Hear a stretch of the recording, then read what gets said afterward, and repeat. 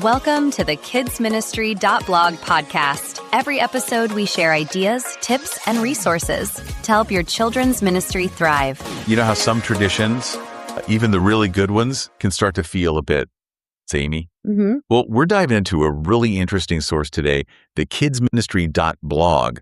They've got some, frankly, surprising ideas about shaking up a classic, the annual Christmas pageant. Yeah, it's funny. They call it almost like the third rail of church programming sometimes because people can get really nervous about changing it. But, I mean, let's be honest. Sometimes the kids are just zoning out. Totally. Yeah. During maybe the most important story we tell all year. Exactly. So the blog argues there just has to be a better way, something engaging that doesn't traumatize the regulars. Absolutely. So that's our mission for this deep dive. Looking at these creative ways to tell the nativity story, ways that make it feel fresh, exciting even for kids and parents. Making it something people actually look forward to, not just endure. Okay, so let's unpack this.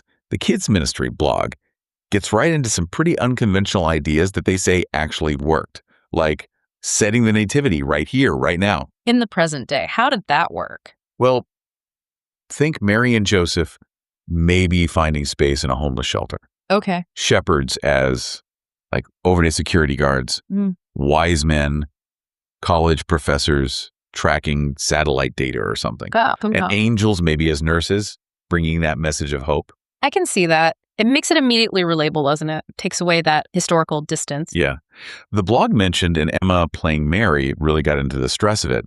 And Tyler as Joseph showed real concern. Plus, apparently, easy costumes, jeans, always well in there. But what if it's not just the setting? They also talk about changing the whole viewpoint. Like who's telling the story? Exactly. Get this.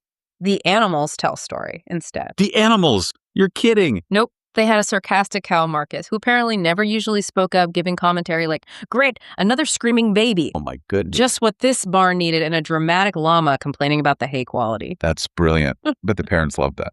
They apparently cracked up. It's like the animals were saying what everyone was kind of thinking. It's that unexpected humor, Yeah, it totally disarms you and lets you see the story in a new way.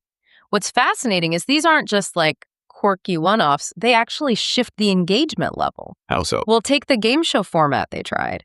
Suddenly, learning the story details wasn't a chore. Right. Kids were studying because they wanted to win. It turned into this fun, competitive thing.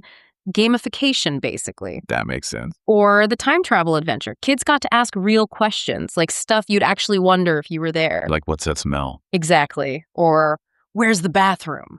It makes this ancient story feel, well, real, not just some dusty old tale. And they didn't stop there. The blog mentions a TV news report format. Like live from Bethlehem. Yeah. Covering the Messiah's birth, complete with, like, weather and sports updates for Judea. That's imaginative. And even a cooking show thing, which sounds weird. But characters brought ingredients like hope and faith, kind of connecting it to communion themes. Huh. Okay. Oh, and a Choose Your Adventure version where the audience voted on how the story went. Wow. That keeps everyone invested, for sure. So if we step back a bit, these creative ideas work because they tackle real problems, right? Yeah, seems like it. Kids engage when they're not just mumbling lines they don't get. And parents, they actually appreciate seeing a familiar story with fresh eyes. It helps them reconnect too. Good point. But this does raise a really important question. What are the potential pitfalls here? You can't just go completely wild, can you? No, definitely not. And the blog is clear on that. There are caveats. Like, number one, don't change it so much you actually lose the nativity story itself. Right. The core needs to be there. And avoid super complicated tech or rehearsals that stress everyone out. Keep it manageable. And make sure every kid has a meaningful part. Nobody wants to just be, scenery. Yeah. No silent decorations. Crucially, too, don't lose that sense of wonder, that miracle at the heart of it. That's the tricky balance, isn't it? Creative, but still sacred. So thinking bigger picture then, what does all this creativity really achieve beyond just a less boring pageant? Well, the Kids Ministry blog puts it nicely. They say it helps kids see these Bible stories as living stories, not museum pieces. I like that. It makes families actually want to come to church events. It teaches really effectively because kids are doing, not just listening.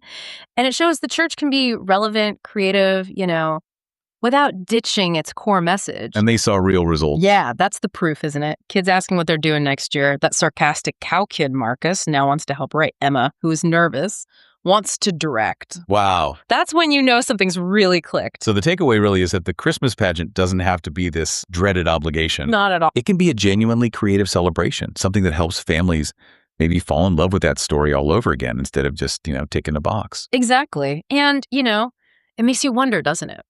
What's that? What other maybe boring traditions we have in our communities, our families, maybe even at work? Could we reimagine them with that same spirit, that focus on engagement, participation, making things relevant, turning duty into something genuinely delightful? Thanks for listening. To find more ideas, tips, and resources, go to kidsministry.blog. We'll see you next time.